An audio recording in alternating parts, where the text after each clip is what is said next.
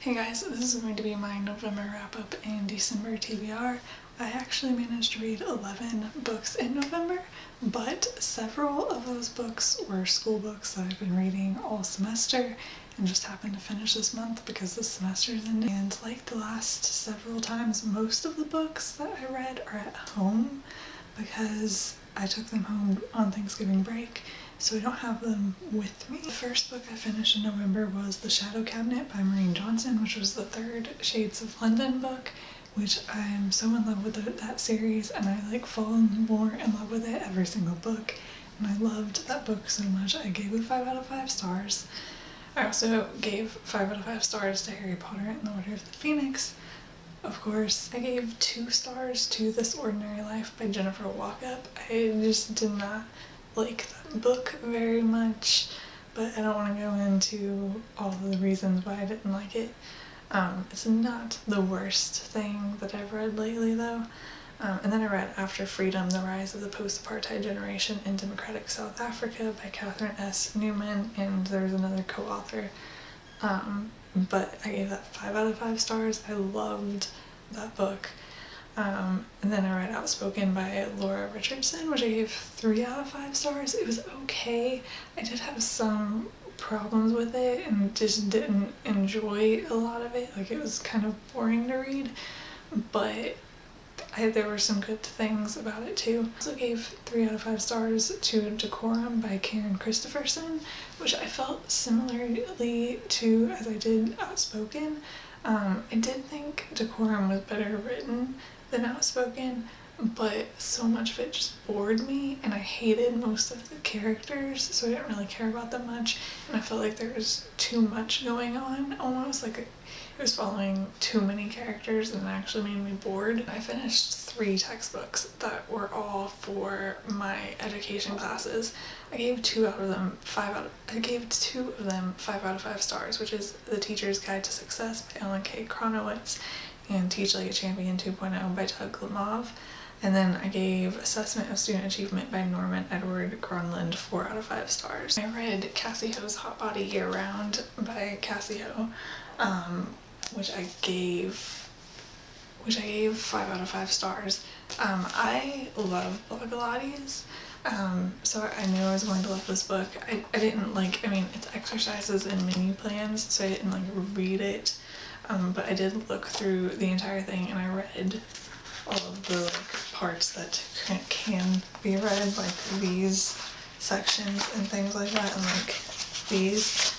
I really enjoy it, and I really like this, and having this, if you don't want to watch a video, having exercises and workouts laid out for you is cool, and I really want to try some of the recipes in here.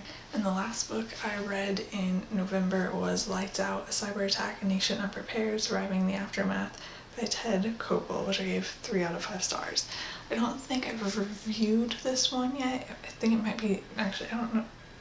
I don't think I haven't reviewed this book yet either, but I know I haven't reviewed Lights Out. I really liked a good portion of that book. I thought it was going to be really good at first, and then it kind of devolved into something that I didn't think was supposed to be the topic of the book, and so it kind of went downhill a bit. But so there were good and bad things about that book, but I'm going to talk more about that in my review. For my TBR for December, I'm currently reading 4 books that aren't school books. I'm also reading some school books I'm going to finish within the next couple weeks because finals are the week after next. So I think I'm going to keep my TBR, the books that I'm currently reading, and then 3 more, I think, because it's going to be Christmas break, and I think I can do that. First of all, I'm still reading the Heath Anthology of American Literature. I am about halfway, I would say. I think slightly less than halfway through it. We'll see how far I get in it in December. Then I am on Half-Blood Prince. I had to pause my Harry Potter reread for a while. I think I finished Order of the Phoenix November 7th. I just started this right before Thanksgiving because I had forgot to bring Half-Blood Prince to school with me. So as soon as I got home for Thanksgiving break, I started it. I'm about halfway done with it too, actually, so I'm reading this rather quickly. And then the last book that I'm already reading is The China Mirage, The Hidden History of American Disaster in Asia by James Bradley, which I am really close to being done with, and I'm pretty sure I only started this 3 days ago. I have been reading this a lot. I feel like the past several days, the only thing I've done is school stuff and read this, and I am loving this book. So I'm really excited to talk about this when I finish it. Last 3 books I'm going to put on my TBR that I'm not reading yet all have something in common, and that is that all 3 of them are about North Korea. And okay, I find North Korea interesting. Like, I would pick up a book about it on my own, but there is a reason why I have 3 books on North Korea. Last school year, last semester, I took a music of world cultures class. I can't remember the exact title of it, but it was about music around the world, like non-Western music that you usually learn about in America.